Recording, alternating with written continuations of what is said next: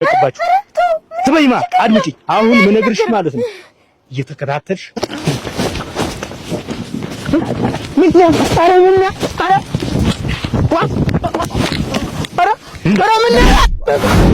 የተቀጠረችት ሙሽራ አይደለችም። ምን አልካ ደፍረስ? ተው ቁጭ በል የምለው ቁጭ በል። የተቀጠረች ልጅ አይደለችም። አንቺ ደግሞ ስሚ፣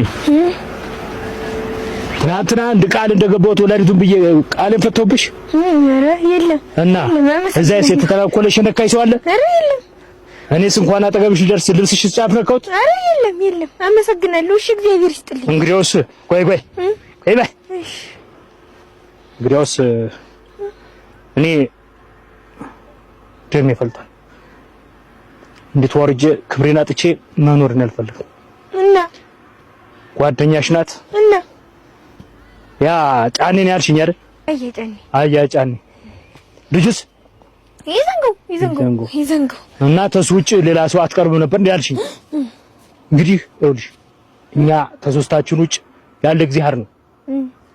ይህ አግኝቶኝ ነበር ወስዶኝ ነበር እዚያ ነው ያደርኩ ምናምን ብትይ ከእናትሽ ነው በዚያው ቤት ውስጥ እንዳላችሁ በሰዓት መለቅባችሁ።